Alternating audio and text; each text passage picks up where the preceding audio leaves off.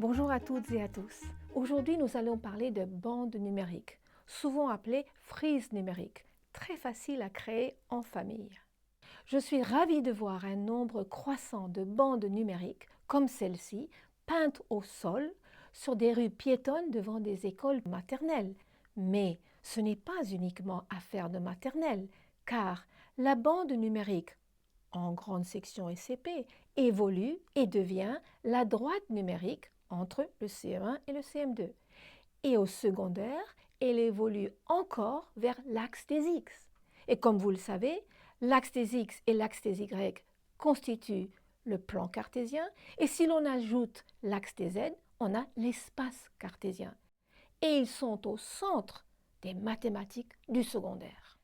Malheureusement, la représentation des nombres dans l'espace n'a pas toujours été la norme dans les petites classes, mais avec les recherches sur les neurosciences qui démontrent l'importance de l'association entre le nombre et l'espace, et des pédagogies actives comme l'approche de Singapour qui exploite la bande numérique dès les petites classes, on commence à y prêter attention. Traditionnellement, dans les petites classes, on se focalisait surtout sur la cardinalité des ensembles. Par exemple, combien y a-t-il de pommes dans ce sac?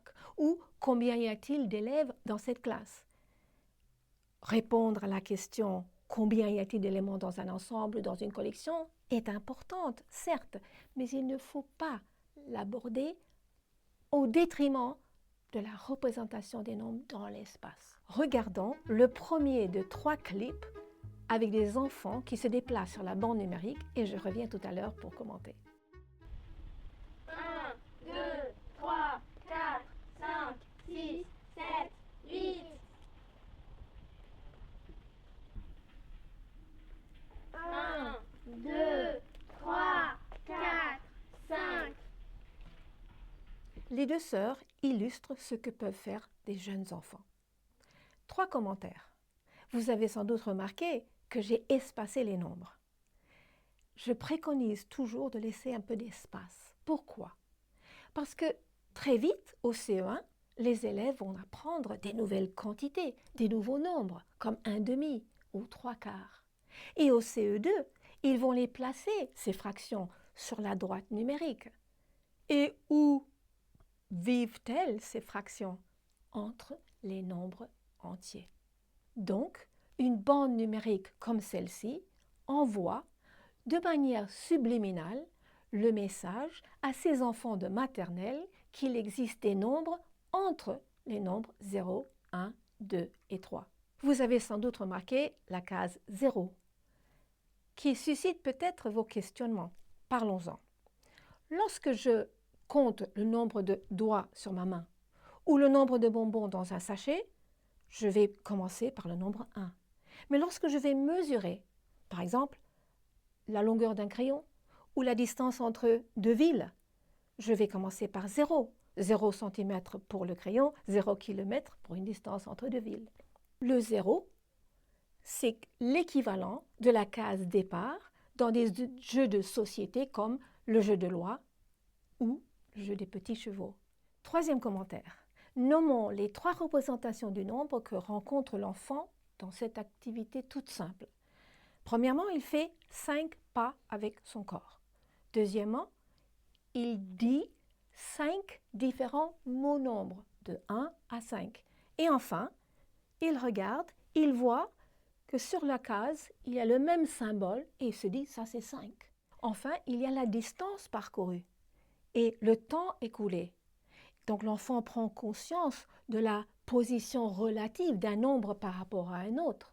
Il se rend compte par exemple que 8 est plus loin que 5, ou que 10 est encore plus loin que 8, ou que peut-être pour arriver à 20, il faut compter jusqu'à 10 2 fois. Donc il apprend plein de relations entre les nombres, et c'est ça l'essentiel. Posons cette question. Jusqu'à l'âge de 7 ans, l'enfant vit dans un monde additif.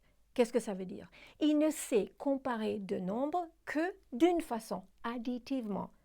Par exemple, si j'ai 5, 5 cubes, et j'ai 8, 8 cubes, il sait dire combien il faut ajouter à 5 pour obtenir 8, ou que 8 est 3 de plus que 5. Regardons les prédictions de ces deux filles. 1, 2, 3, 4. 4. Junine, qu'est-ce que tu crois? Moi, je dirais 1, 2, 3. Je vais essayer 4. Allez, vas-y. 1, 2, 3, 4. Ah, Non, c'est pas ça, alors peut-être que c'est 3. Alors refais. Donc, C'est 5, oui. Alors, 5. 1, 2, 3. Je voudrais remercier Uline pour l'erreur qu'elle a faite, car l'erreur est un outil d'apprentissage. Et nous devons remercier nos enfants pour les erreurs qu'ils font, parce qu'elles aident les enfants comme nous à mieux enseigner et comprendre. Que faut-il retenir de cette vidéo?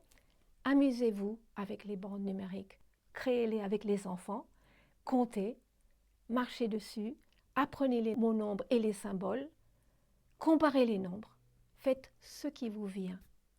Et surtout, n'oubliez pas que la compréhension précoce de la relation entre nombre et espace prédit de bons résultats ultérieurs en mathématiques.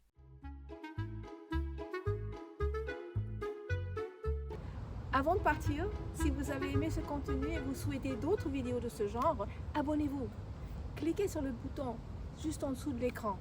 Sachez que c'est grâce à vous, vos vues et vos partages que mon équipe pourra poursuivre son travail et que je pourrai continuer à vous éclairer à la maison comme à l'école.